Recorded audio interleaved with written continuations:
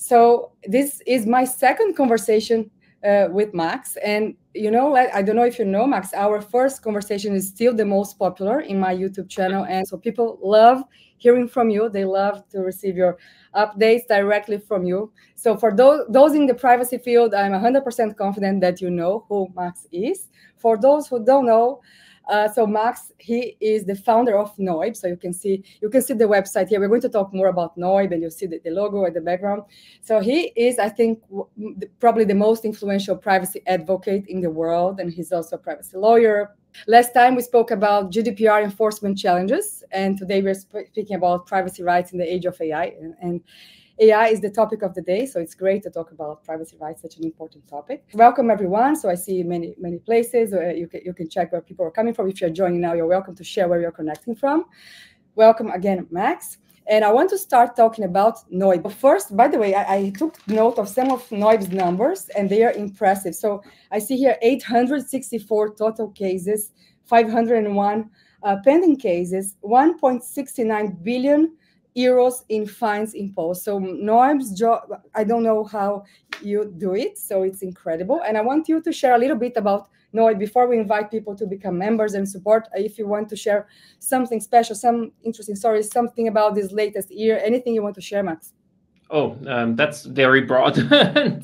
No, just basically for people that are unaware, like we're a nonprofit organization. We're based in Vienna, so we do basically like a consumer rights organization just for privacy that we basically enforce the GDPR.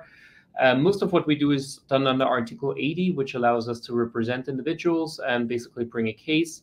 It's most of it is funded by supporting members, so people can just become a noyb member for €1 all the way to infinity. Yeah, that's basically where the money comes from. We're 25 people right now. Most of it is lawyers, but we also have engineers, IT developers, and so on, to also build our own software, for example, to do some of the things like in a automated, fancy way that other lawyers are still doing the very manual, like Word version of things. Yeah, and basically what we're looking for is, or what we're interested in is usually kind of willful privacy violation. So not like something was fucked up and people just, there was no intention or so, but really look like for, companies that just really just ignore the law for, profits, for just not caring about it. Situations like that, that's usually where we bring cases. Yeah. And right now it's more than 5,000, I think, supporting members that pay our bills. Yeah, that's kind of a bit of an overview. Exactly. Thank you, Max. So if you're not a supporter, not a member yet, so you can choose between basic, silver, gold, and purple. So you have here, you see under Max's name, you see noyb's website, so you can go there, you can check. Oh, and by the way, I always tell, I know some of the people in your team, they have great communication skills, and I love that. We lawyers know how it can be horrible to share with the public when we are defending rights. And I think every time there is something new in the privacy world that has been, of course, noyb's complaint, you go to noyb's website, is the best source. So they add all the links and they explain a simple way. So what is the core privacy right being violated? So it's really, they do a great communication job. To be honest, it's a tricky thing to kind of like make it understandable for average people so that they understand, but also be correct in what you're saying and not go too far. So we basically, what you'll usually find a news update, which is like an overview of the case. And we usually then always link the complaint, for example, that we filed as well. What we're actually working on in the future, there's already a case management system on the back end that feeds into our website. So for most of the cases that we bring, you can actually go directly into projects and be like, for example, now we're talking about the AI cases today. You can actually go onto the individual case and be like, okay, that's the Twitter case that was filed in, I don't know, France or whatever, and you see a list of everything that happened. So there is a date of each email we got from the regulator and usually a short summary of what happened. So we're pretty transparent in what we do, and we'll probably even link that a bit more up on the website so that you can find the news article, because the news articles and the stories right now do not link to each other. But if you're interested in any of that, we usually try to kind of have all of that online. Exactly. So everything if you agree or disagree with, you can at least read them in detail and have your own view. So everything we are talking about today, you can find on noy's website. So after we finish, you can go there and you will find all the details that we are discussing today. So let's start with Twitter/X. So I just read, so it was last week, there was this conclusion of the proceeding by the Irish Data Protection Authority. And basically what happened, so that Grok, so Twitter's AI system, they were using personal data of EU users to train Grok. And then noyb filed a complaint, but in the end, so there was those types of undertakings, and then now the Irish Data Protection Authority is happy that Twitter agreed to add mitigation measures, so they're permanently not using personal data from EU users to train AI. So what I read, so the latest news from noyb is that you applied for full investigation. So you were not, tell me if I understood correctly. So noyb is still insisting this case, right, or no? Exactly. To maybe zoom out a bit, what our understanding of the case is, and again, the Irish DPC is not as transparent, so it's sometimes not that clear of what really happened. But our understanding is that Twitter, and I'll use Twitter for the sake of not saying X, and for the sake of the Irish company we litigate against is actually still called Twitter, so it's even more correct to say Twitter than X. And basically, what seems to have happened is that they did a data protection impact assessment under 35 for this whole, like, let's just scoop up all the data of all the users for some AI training. And in that, they came to the conclusion that there are some problems. They started to talk to the Irish regulator, and they were apparently negotiating about mitigation measures, which, whatever that is, in the specific case. And it seems that Twitter has just moved forward doing this processing anyways, despite still being in negotiations with the regulator. And it seems that has pissed off the DPC really, to be like, guys, you're negotiating with us while you already do the act that may potentially violate the GDPR. Now, you have to know that in Ireland, there is no option for the regulator to directly enforce the GDPR and basically say, stop it, other than in most other countries. But as far as we know, it's Ireland, I think Denmark and Estonia, where the regulator has to go to the court to get an order against the company. And that is basically what the DPC did. And the mitigation measure that was apparently happening, but that's just a conclusion from like how the facts develop, is that they put like a little opt-out button on the website. So not really, and it seems still relied on legitimate interest to say, okay, we have a legitimate interest to just scoop up the data of everybody.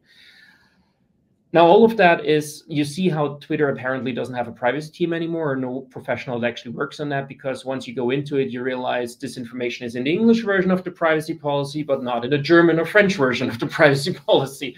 Then you see that it's inconsistent with each other, that, the timelines don't add up anymore. So you really see how this Elon Musk kicking everybody out approach has really hollowed out their compliance team, it seems. At least that's the outside perception that we have right now.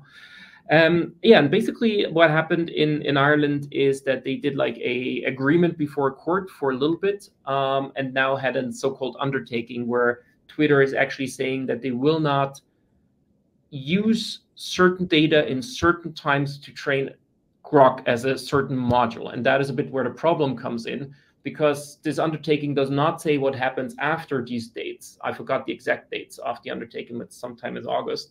So is Twitter now allowed to do the same thing again after the deadline of this undertaking? Then secondly, we know that Grok 2, which is the one that they now rolled out, is already operational. So the personal data that they used for training, the end product is actually now running, and there is no penalty. They got away with murder, more or less. It's like, we're not gonna rob the bank next time is the undertaking. We actually have a consequence from robbing the bank the first time around. And that is where we also see a problem that there is not really any ruling around that. And it's also rather unclear how much personal data is still in that AI system. Now, there's a big discussion of like the different stages of training an LLM. And there may be parts where, actually the LLM itself does not really contain personal data anymore, because it's chopped up to a level where you just can't say it's personal data anymore. That is unclear right now how much there is actually still processing going on, because the undertaking only concerns the training stage of the AI generation. So it may well be that there is still stuff in the actual LLM and that you can even retrieve. So we had OpenAI cases where you could literally type in, tell me more about Max Schrems, and then all the details came out, and partly wrong details. So on that, we're all not sure if this undertaking really solves the problem. Obviously, the DPC, sent that out, and all the media is then taking up, oh, they did something against Grok. How much that is really efficient and captures the problem overall, where we have doubts, let's put it that way.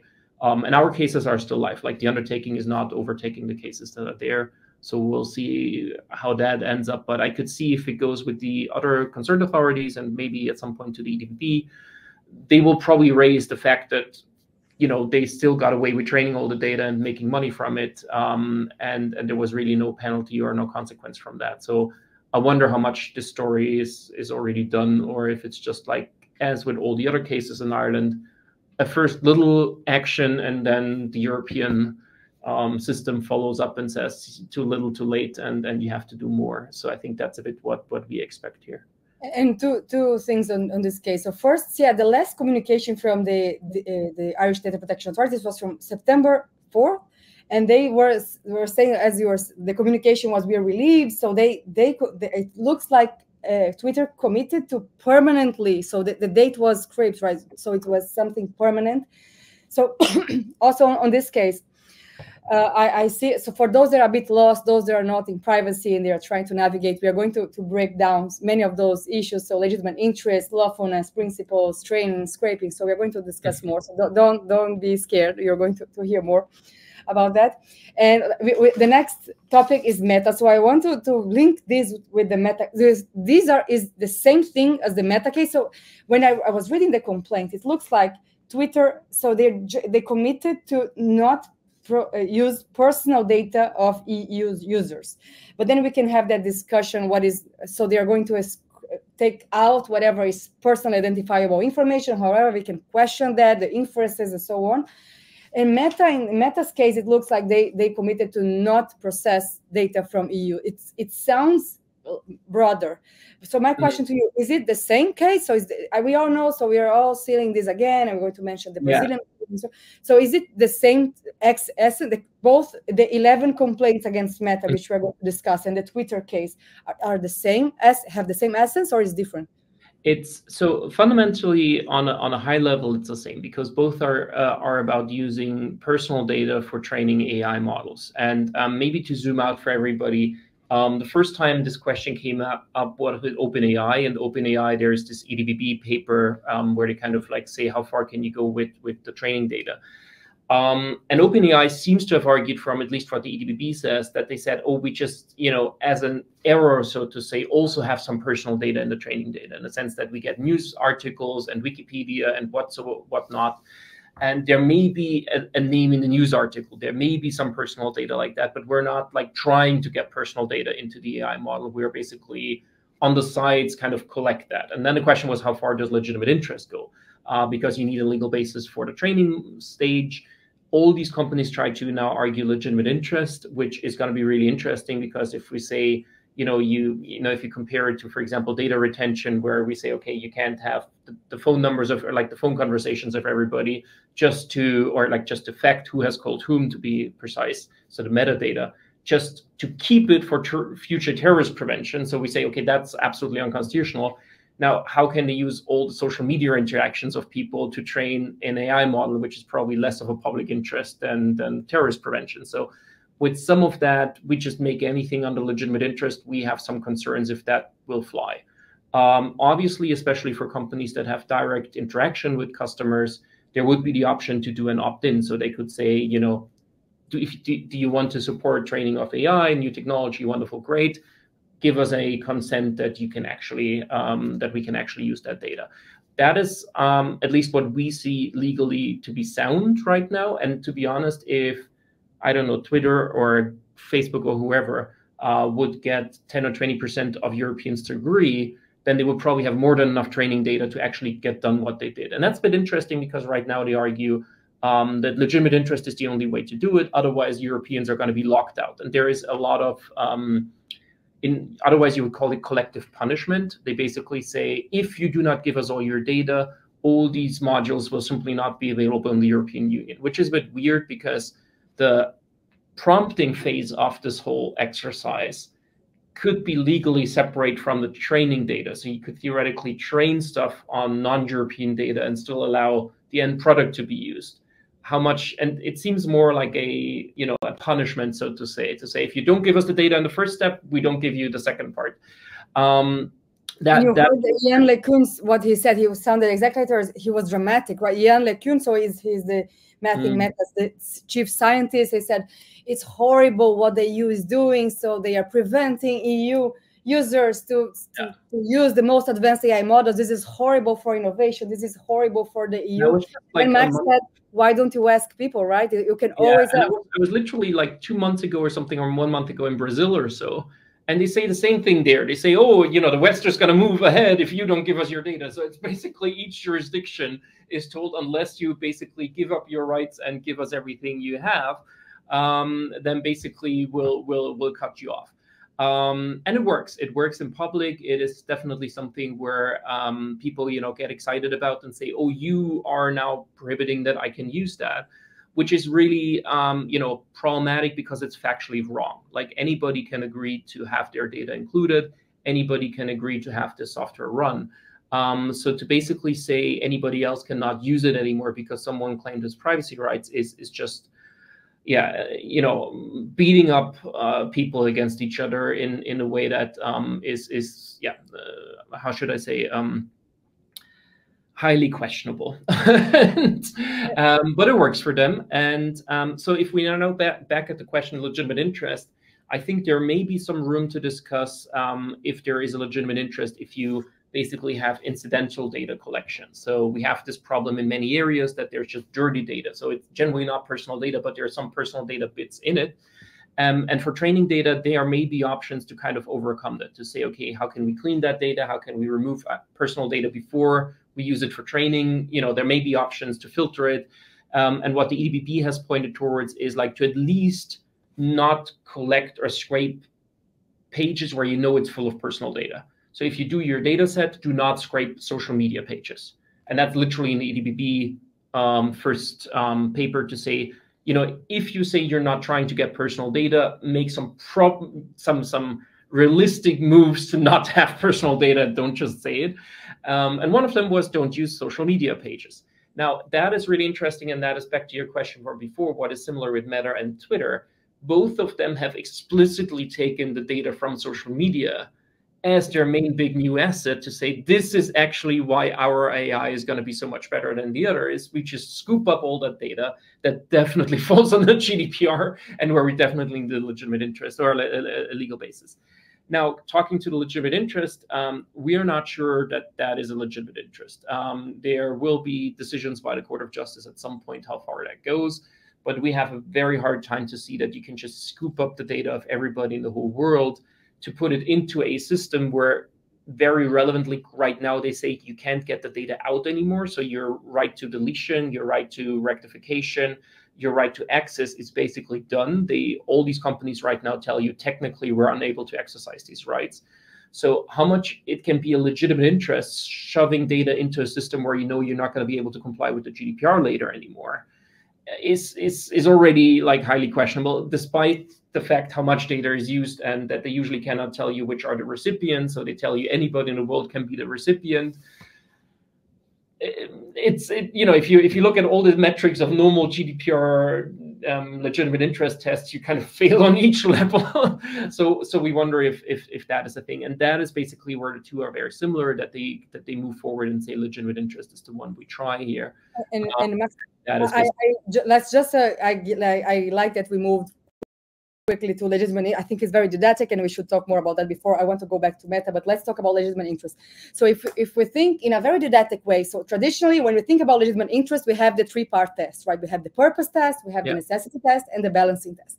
I think it's nice to think about those three, the three-part test in the context of AI models. So first, when you start with the purpose test, I think many people forget when you talk about AI models and using the AI Act terminology, general purpose AI models, they are going to be the basis for AI systems, right? So let's take as an example OpenAI. So they have GPT, so they are now training GPT-5. The latest is GPT-4o.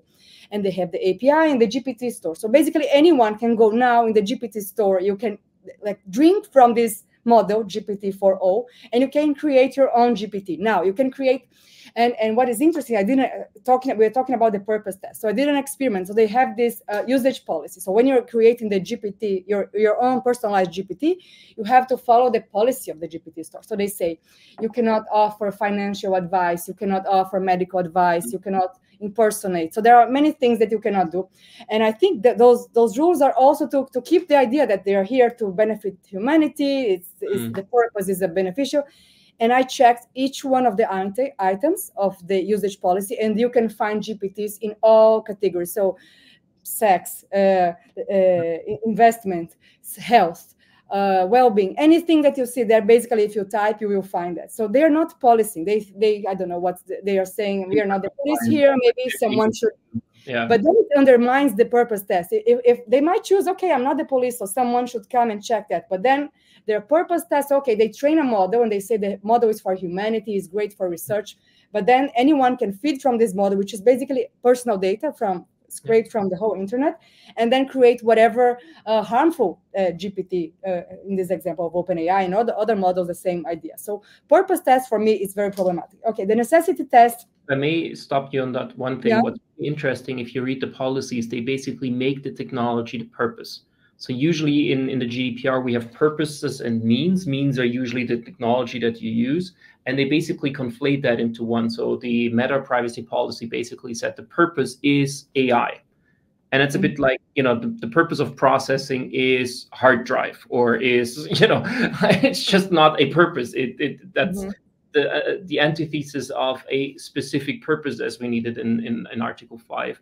Now, obviously, they say it's a general purpose system, so we don't have a purpose, but there you already have a conflict with how we usually apply the GDPR here. It's interesting that Meta uses this argument, but OpenAI specifically, they have a page, and by the way, it's not in their privacy policy. It's something that you have to dig into their help center, and there is a paragraph where they say, we rely, it's the perfect, lawyer's paragraph, and for us, it's very interesting. So they say, we rely on legitimate interest, and there is a paragraph that they justify why, and they say, we are a technology, we are benefiting humanity, we are blah, blah, blah. But then this whole idea of models and systems. So models, they're training a model that can be used by anyone to try to achieve another purpose that is not saving humanity or whatever. Yeah. It's something like impersonate. We have necessity tests. So they might say, okay, we need personal data to make it accurate. I don't know, whatever they are going to argue. But then I think we can also say, and we will talk about it. So data maximization, all large language models, they will talk about maximizing, so in order to have more accuracy. And then we can say, maybe with smaller models, you could achieve the same purpose. And even without personal data, the same purpose, we can say, maybe you could have contracts with specific entities to have personal data, not scraping from the internet. And then balancing test is a bit of what you said, Max. So the third part of the third-part test is balancing test. So you have to the purpose and necessity. And as Max was mentioning, so you cannot, when you have large language models, you cannot have data subjects' rights. So you cannot access your data. You cannot ask to rectify it. You cannot ask your right to be forgotten. So in what sense, if you're not even respecting basic data protection rights, in what sense the balancing test is being positive for the data subject? So I think it's also, And I think that is what we brought up so far. And it's interesting because oftentimes the argument comes up, oh, that's, AI, that's new, the GDPR shouldn't apply. Now, I had the, questionable luck of being involved in a lot of the GDPR negotiations. And that was a big part of the negotiations. We said, back then it was big data and correlations and algorithms that are going to filter something out of that. The word was not AI that was used, but it was basically a description of exactly that. And that was very intentional to actually have these rules to say, okay, you can't have a system where any type of data goes in for any type of purpose, which stays for any type of time, and anybody can future pull out the data for any other purpose. I mean, that is like, basically all the red lines we have in law are killed. Now, what I want to talk about as well is not just what is currently not working, which I think there's a long list, but also a question of how can some of this can be solved. And I think that is also important. And we try to put that in complaints a bit as well to say, it's not, nothing is possible, but, we really have to think about this a bit more and dice it up in smaller bits. And for example, for training the data, one option is really to remove personal data, to have synthetic personal data, to have anonymized personal data, or at least pseudonymized if that's possible.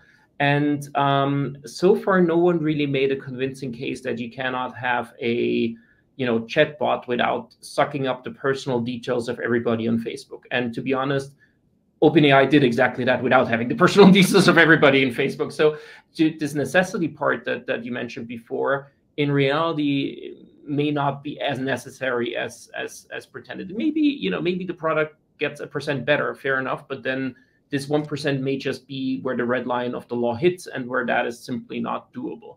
Now, that is the first part. The second question then is you can still use personal data on a module potentially in a prompt, for example, that is not where the data is not in the module itself. So, I mean, you can have personal data flow through the model, so to say, in a prompt. And that could be interesting how much, that has a different legal basis, for example. So, for example, the person can consent to that, may be necessary for the contract because your contract is, I always joke like I want to have a bigger lips filter for images. If anybody wants to use that on Instagram, that's probably either consent or necessary for the contract. If your service is filters of, I don't know, bigger boobs and fatter lips, that may be some AI model where you absolutely agree to that. And I think we have to divide that up a bit more and see the pockets where it's doable and where it's not doable. Same thing for the right to access, for example. So OpenAI told us, for example, they cannot tell us where they got the data from. Now, I assume they know where their training data set comes from. And I assume that they could run a query over that and basically see where, which elements they have that matches Max Schrems as a thing, for example, if I make an access request. And same thing may be true for, correction, for example. So they start to do like some type of filters at the end. But you can fine tune a model. You can say, okay, there is an inaccuracy in the model. We need to fine tune it to kind of get that inaccuracy out of the model, which could be your right to rectification under the GDPR. If we talk about it from a GDPR perspective, there may be options to filter certain things to say, okay, this is simply a query we do not allow because it generally creates crazy answers. And I think that is where the responsibility of the makers come in. That, as with any new technology, usually catches up. Like, first of all, they just throw it out there and be like, that's it. And then gradually we realize we need to kind of, cut around the corners to make sure this is not going crazy. And I think that is where some of our work is aiming at, is to be like, guys, this is a legal duty. If you're all that innovative and great, which we assume, then there must be a solution to this as well. And you cannot, you need to invest some time and money into solving these issues as well. So you see it on a case by case. So an individual who wants to have access or who wants to delete, he will have to get in touch with the DPO and say, please fine tune here to remove my data. Or find at least, like, to be honest, I'm not sure from a GDPR perspective that's compliant, but would be a first step is to at least have a filter to say, for example, in my case, OpenAI say they already have a filter to just block a name fully, but they can only block it all the way or nothing at all. And then they said, I'm a public figure, so therefore they decided for nothing at all. But I can also discover about it if I say there is one privacy advocate, he has founded a nonprofit that starts with N, exactly. And I can go around and I will never mention your name, but I still get information about you, right? Those inferences. Yeah, like we haven't tried that, but right now, for example, what we just did at a very simple thing is usually in a normal database, a very common thing is that some entry of your basic data is wrong, like your email address or, postal address or whatever. And we just basically did with OpenAI to say, what's the birth date of Max Schrems, and it just gave you a random birth date. So there needs to be some solution to kind of overcome that. Obviously, the birth date is a rather trivial example, but the idea was to have a trivial example to say, even in a trivial situation, you have no option to fix it. And I think for that, we do have to ask for some software fix to actually solve that. And that can be a filter to a certain extent. The problem would then still be that in the module itself, there is processing of personal data that is inaccurate that will just basically get fixed at the after the output phase, so to say. But that would at least be a first steps to have an option for people, because we do have complaints where people are told that's a murderer that has killed 3 kids. when that person has actually never, engaged with any of that, with very personal details otherwise, where it's very clear that that's that one person. And this will, be coming up, and that will be a problem. And also a problem to then use these models, because we also experiment with AI to kind of really, do some of the legal work that we would do. We don't do that on any personal data right now. It's more like summaries of judgments and stuff like that. But this technology is really interesting, but we also need to see how we can use it in a compliant way and get it over the line of actually having these protections of fundamental rights also embedded. So what's important for me on everything I'm saying here is there are definitely problems right now, but it would also be interesting to look a bit at the solutions as well, which is usually the next step then. And we hope that gradually comes up now. And some examples that you were mentioning, the birth date, and I think I remember, right, I think it was January 2023, and I posted, okay, give me a biography of Louisa Jarowski, and they invented a whole bio, and convincing. The only thing right was that I'm from Brazil. So this is okay. I said it was even flattering. It was a very successful bio. It was not harmful for me. But there was that case you probably heard about of that lawyer. Is a I forgot his name. Is an American lawyer. And every time someone was mentioning his name, he was being accused of sexual harassment. So every time, every reference to his name, he was saying, this is a public figure that has committed this sexual harassment in this case. And there was a whole story, which was probably, so some people, I think, from a researcher, I don't remember if it was someone from OpenAI or a researcher, said probably his information, he wrote an article in the same newspaper where this sexual harassment was being narrated, and then now it got merged some way. For now, every time you mentioned it's together, and there were other stories as well. So I understand that maybe that's what's technically feasible now, and I like that you're thinking. Like I'd say, not being anti-technology, but being okay. Let's work. Let's think what's feasible now. But in terms of case by case, the problem is that okay, maybe someone doesn't even know that their name is being connected to something negative, and then, or not even name, as we said, but some inference about that person, and then. So I think really hard once you kind of get that personal data into a system. First level, you're liable for it, like just normal libel laws and normal, just damages under the GDPR just apply. Then the second question is someone actually raises it to say, okay, I want you to correct it now. Can you do that? But in the first step, under Article 5, you have the duty to provide accurate information, even if no one ever raises it. So, because as you mentioned, like in many cases, people will never know that there is anything like that in it. Or it may be some system in the background. We now heard the first stories about, like, using AI for credit ranking. If you just go to, for example, in Austria, we have credit ranking agencies that basically all the banks rely on. Suddenly you go to various banks and all of them give you, I don't know, 0.5% more on your loan. You don't know why. Basically, they don't tell you why. And there may be some score, and you may not know why the score is up. And in the background, that may be some AI glitch that does that. And even if you don't care about privacy, if you have a loan of €500,000 with like 0.5% more, that's a shitload of money you pay extra. So there will be these cases, and I think that is where, for example, on our side, we're thinking about how we can use AI in the level on the level of the accuracy that we have right now. So that we say, okay, we can, for example, use it as a first filter, as a summary of text of something like that, but we would not use it to generate text that is outgoing, so to say. As a lawyer, I think right now the level of like the accuracy of these systems is simply not there to do that.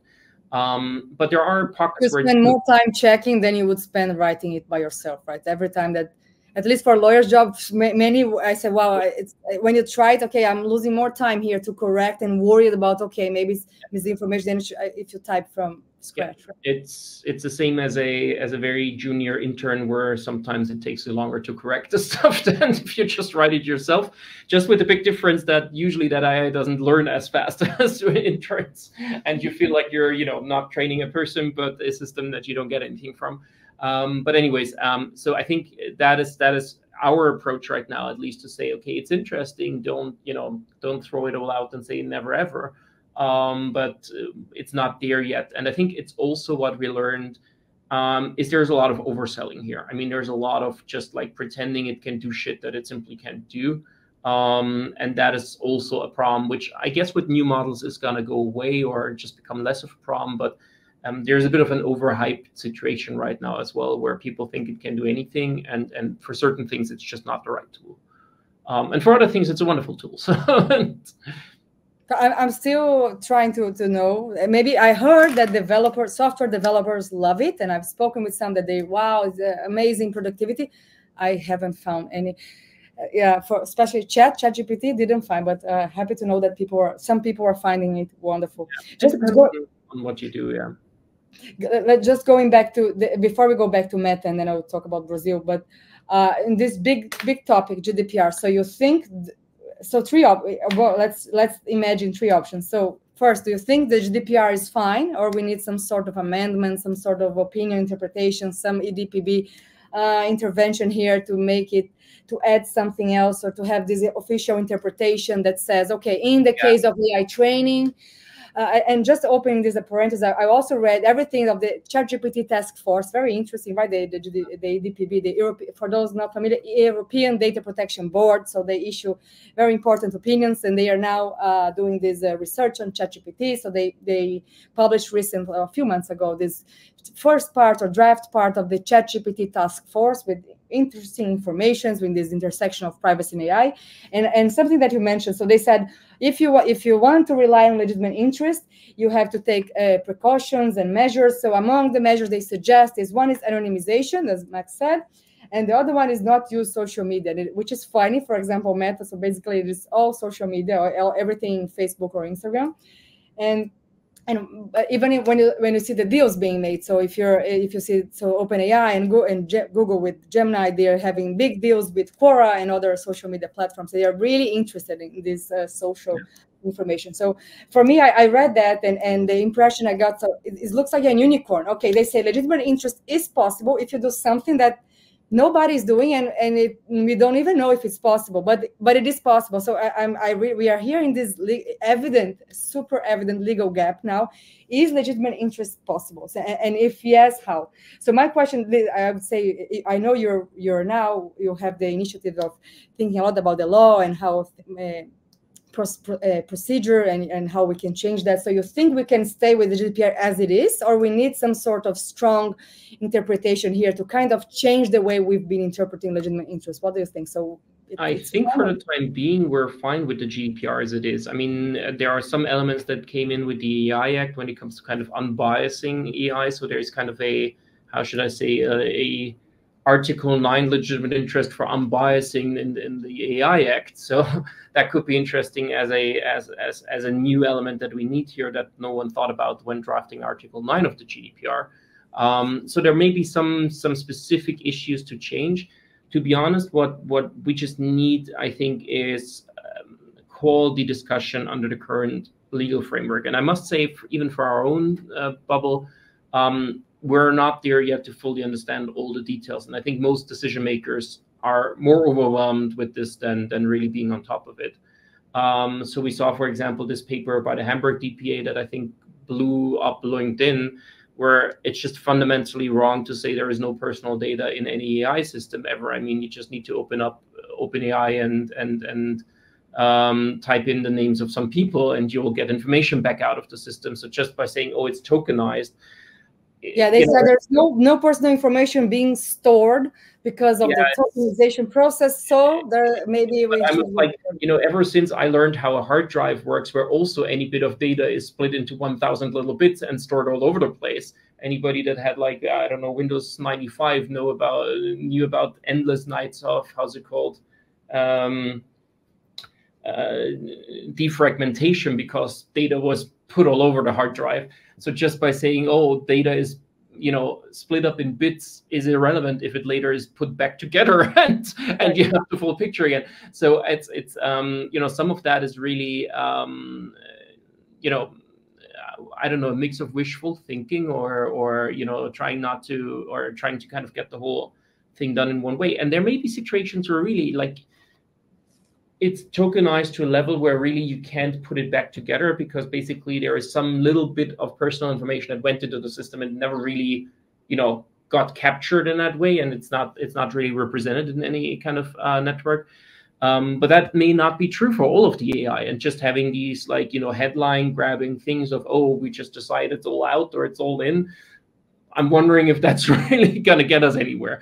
So I think what we really need to have is maybe also a bit of a, you know, quiet, calm down, going through it bit by bit.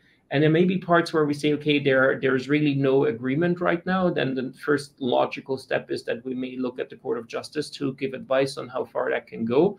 And there is some, for example, if we look at Google search, the Google Spain decision, they back then said there is no legitimate interest of Google to just scrape the whole internet for commercial reasons, full stop. But they said there is an information interest, another fundamental right by the Google users, that do outweigh kind of the privacy right of people if they're like accidentally captured in the algorithm. So that was interesting because like if you now look at AI and we do scraping as well, it's more or less the same idea. You scrape the internet to get data. We may have ways of saying, okay, there may be certain purposes here where we can accept that or not. So I'm you know, if we take that case law and put it next to the AI scraping, it's kind of interesting to say, okay, just for the pure purpose of developing a software that we can make shitloads of money from, in simple terms, is a legitimate interest. If that already failed for Google search, how can it work here? But if we say, okay, the angle is that we say we're developing new technology, we, you know, have a research purpose here, we later, for example, open source it, we, you know, blah, blah, blah, whatever you can argue, you may actually have a different balancing situation. And to be honest, a lot of that gets very, very political. So it will be interesting where we land here. I could see that, for example, using everything you could do to minimize the personal data could be a big factor to say, okay, you tried everything, there is a legitimate interest because, you know, you struck the balance in the right way. It's going to be very hard not doing that because, again, like we have this, you know, is it really necessary? The balancing a situation if you do not do anything to lift the scale on that one side, and you just, you know, load in all the data anyways, then you'll have a hard time arguing that. And I think that is where some more thought would go in, and where, especially from the technical side, there needs to be more exchange with the lawyers of what is technically feasible, what can we do. But I refuse to accept that we can use AI for anything in mankind and anything is doable with AI. But for example, minimizing the data before training the next AI model is something that AI cannot do. So I'm a bit like, you know, puzzled sometimes because sometimes these discussions really feel strongly like not even trying. And I think not even trying is not going to help to overcome this legitimate interest discussion. Yeah, I liked your optimistic here. And just going back to the Meta thing, and I want to bring the Brazil example also to think how we can advance that. So just to include the Meta case, so noyb filed 11 complaints against Meta in the EU. And then after noyb's complaints, there was a preliminary win. So Meta said that they're not going to process EU users' data to train the AI in the EU. So this is what's so far, right? This is the latest.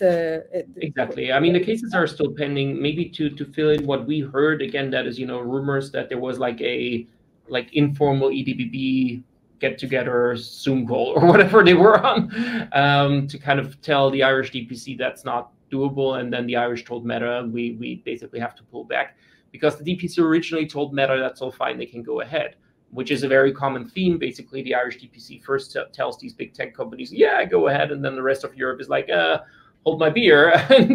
And so this seems to have happened in the background here, and that may be partly the reason why that Meta actually stopped it.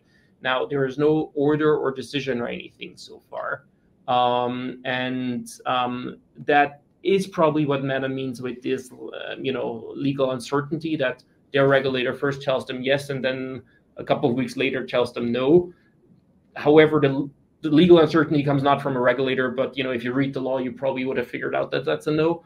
You know, just being happy that the DPC tells you go ahead anyways is not anything you should, as a legitimate company, rely on. But obviously, it fills the narrative of you know, we are so confused and we couldn't have known. Yes, exactly.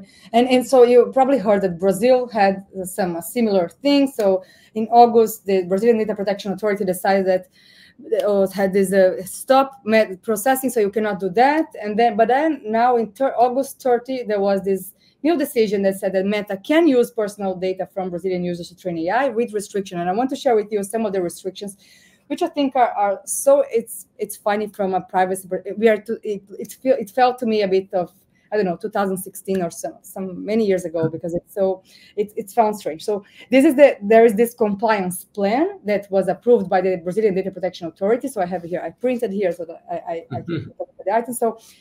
So what are the conditions? So Meta can process data from Brazilian users, but it cannot include data from people under 18. Meta must send a notification to all users on Facebook and Instagram. So basic transparency.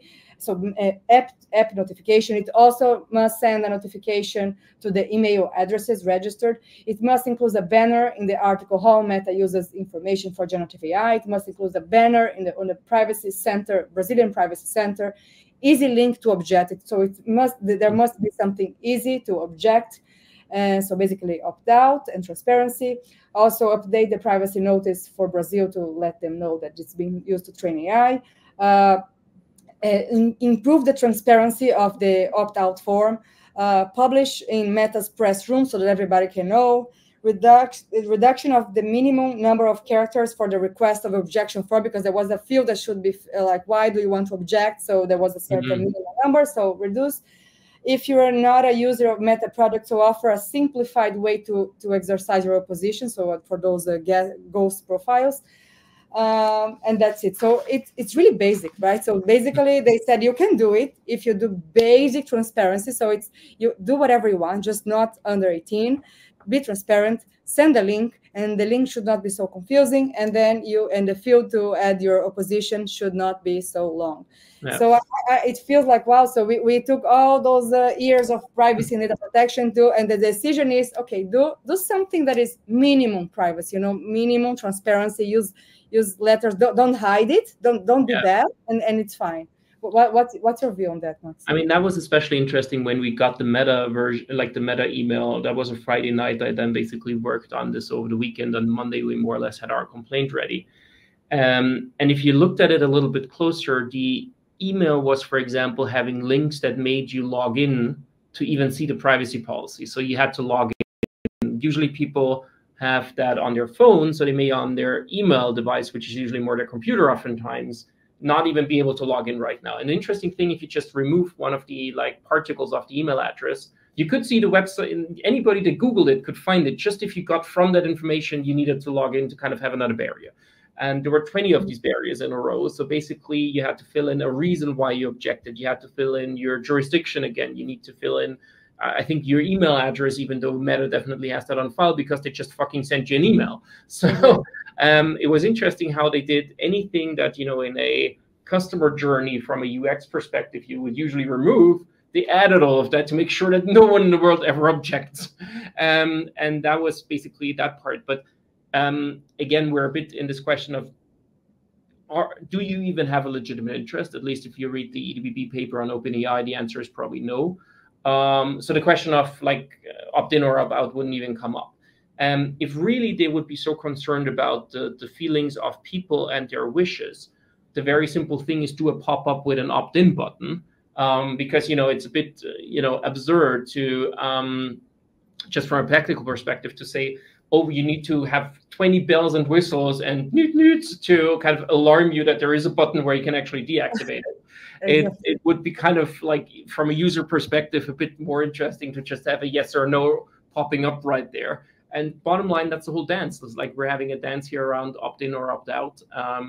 And it's, I think, not too much to ask to put that button there to say yes or no, which they do for tons of other things. I mean, for a fucking cookie, you have to do that. It's a bit surprising to me that there is that much pushback, especially by these companies. What is a different element with legitimate interest or not is how much you would then, again, feature companies that have direct user access because they can get consent in reality, versus others that do not have that luxury. So, and that's usually not the big tech companies. So, but that is a political view, to be honest, where from a legal perspective, that's not a reason to say, oh, we need to kind of have legitimate interest so everybody has the data.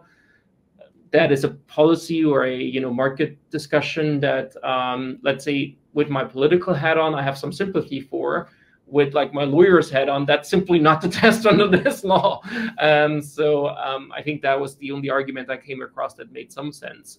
Otherwise,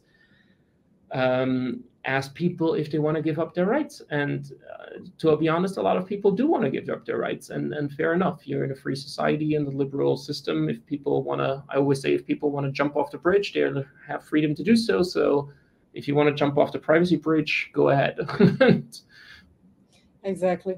And continue. Two more questions. So for those that are here, don't go yet. We have a few more topics. So you mentioned the right to the GDPR's article where anyone can file a complaint, submit a complaint. So the EU AI Act also has that article. So Article 85 says that anyone can submit complaints to the relevant market surveillance authority. So my question, will noyb get involved into that too? So are you going to enforce privacy rights or let's say more broadly fundamental rights in the context of the AI Act? Is also the plan or no? So I guess at some point, yes, but to be honest, we're right now still at our like daily operations of like just normal GDPR non-compliance, where we have more than enough to do. So this will kind of come up gradually. We usually are reactive in the sense that a lot of this technology has so far not hit the market until like half a year ago or so. So we usually look at what is the problem that people actually report, what is the problem that we see, and then see what we want to do from a legal perspective, rather than saying, oh, there is some new law, we have to litigate that law for the sake of it. If in reality certain problems do not arise, then we would not get ourselves busy with it. Also, there may be other people being more equipped to actually do these things, because we are fundamentally a GDPR organization. And I mean, when it comes to personal data, the GDPR applies. Basically, the AI Act steps back whenever it comes to personal data. That's how the law works. And then we can apply our principles. But when it comes to certain, very specific problems that go into not personal data issues, I wonder how much that's our issue. And that may be then the issue of a consumer rights organization, of some organization doing, I don't know, hate speech or whatever it may be, where it's more about what you do with the technology than the type of technology. So if you, use AI to say something like, drive a car and you constantly run over people, then maybe we're not the organization to bring on this AI case, because then it's really more about manslaughter and not about like privacy. That may be so that's kind of how we approach it. So far it's going to come up at some point, but it's not a focus right now. I'm confident you will come up. In our last conversation, I don't know if you remember, I asked you a little bit about AI, and you were much less involved. You said, nah, maybe not. And now I see you're super involved. So I'm confident that noyb will be. Yeah, and I think we said that we got that question a year ago already, or 2 years ago, how much we want to do something about AI. And the simple answer was we haven't seen it in a consumer product yet. And now we see it in consumer product, we get complaints on it, then we work on it. That's how we usually work. And last question for today. So you see that this general AI debate is very polarized. So you even mentioned the hype. So there are people who are optimistic. They talk about productivity, the newest AI tool. It's amazing, 30% better. Other people, they are extremely pessimistic. They see that is horrible for real world harms now. Other people, they are pessimistic in the future. So they see robots and weapons coming and destroying all of us. So where are you in this polarized debate? Do you see yourself as an optimist? Yeah. So first of all, I'm not sure if I'm the person to kind of like really trust on these topics, because when it really comes to, are they going to shoot us or not? There are other people that know much more about that. I'm the privacy guy here. I think generally what my take is, personally, as with any new technology, it's usually opportunities that it brings. And then it's a question of managing it to kind of make sure that stuff does not go wrong all too much. Usually with anything like that, we have growing pains when we had, like, I don't know, the first social networks. We had growing pains when they started to say, oh, blockchain is going to revolutionize the world.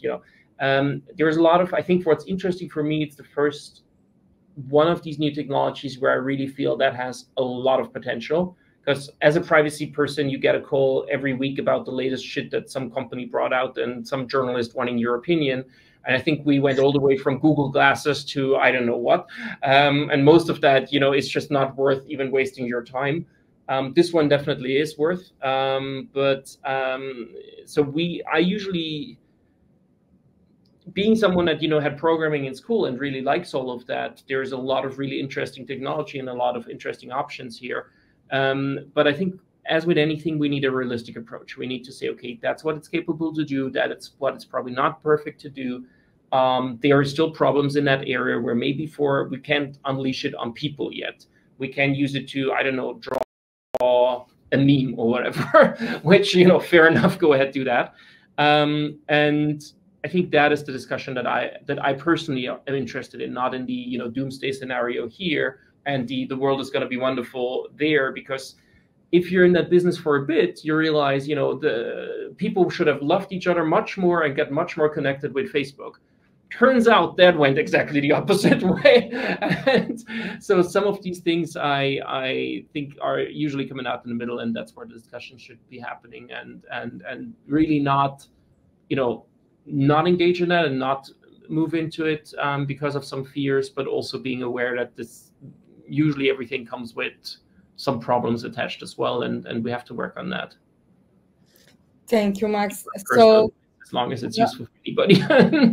But so I see you overall in this spectrum. I see you as an optimistic. Some people, they say they are much more negative than you. So the current state of the debate, I would say you like center optimistic, like realistic optimistic. You mentioned that you try to use it without personal data. So this is already an optimistic sign. And so before I go back to Max for his last. So Max, I will say the reminder. So think about one last impacting sentence for the audience. So while I see I will tell you now, everyone to the audience. So before you go, 3 reminders. First, if you want to stay updated with the latest developments in tech, AI, privacy, AI governance, subscribe to my newsletter, so nuizasnewsletter.com. If you want to join the October cohorts of our AI governance bootcamps, save your spot. So the September sold out. So if you want to join October, this is the website under my name. And don't forget to support noyb. So they have different types of membership. So they are noyb is a nonprofit. They rely on donations and so membership. So go to their website. You can see under Max's names is noyb.eu. You can see the different ways to support them. Now back to Max. First, where people can find you? I know. So you can tell, and also your last concluding sentence to this live talk. Where people can find me. So personally, it's always hard to find me because my inbox and everything else is overflowing usually. So sorry for that. Usually what we do, as he's mentioned, is all on noyb. And otherwise on this AI discussion, it's going to be really interesting to see what the authorities say. And I think we put them a bit on the spot there to say, you know, this is a problem. What is your decision now? And whatever they say will be interesting because it gives us some legal certainty. I think that is now the next step that we need, is to say, okay, these are some of the problems. There may be more coming up. And now we need an answer of how we actually work with that in reality, what we may and may not do. And to be honest, I think we're in a better position asking the question than necessarily having to answer all of them. But I think if you go, for example, through the complaints, especially the Meta one, it does raise every issue and also kind of like does a legal analysis on what we think where this would usually come out. And that may already be a bit of an idea of where the problems may lie and where we have to take a bit of a closer look. And then really also to think how we can find technical solutions around that. So I think that is the other question. We're right now basically having cases on some of the systems as they are, but we all know that a new model is coming out every half a year, at least for like each provider, and that means tons of models. And then we can see how we can, you know, build in more systems or more have new requirements basically that will get compliance going. And I think that is a bit something that I want to throw out there, is this is not a monolithic situation that is going to be that way in 200 years still. This is very basic versions yet, and I think there will be iterations that will solve some of these problems on the technical side as well, which would be great because then, you know, you're legal, you're compliant, and you can go ahead and everybody's happy ideally. Excellent. And I hope to meet you again, Max, next year. So we met last time in July 2023. So I hope in 2020, let's see if you'll still, I will ask the same question about optimistic. So we'll do this. We'll check again. Thank you so much for joining me today. It's always a pleasure, Max, and people love to hear from you. It's always super popular, so we are here. So many people watching it live. It's for those who ask me, yes, it will be on my YouTube channel. Probably next week I will post the recording of the session. Thank you so much, Max. Thank you so much for the audience for joining and being so participating and asking questions and being here active. And see you in the next live session. Bye-bye, everyone. Bye there.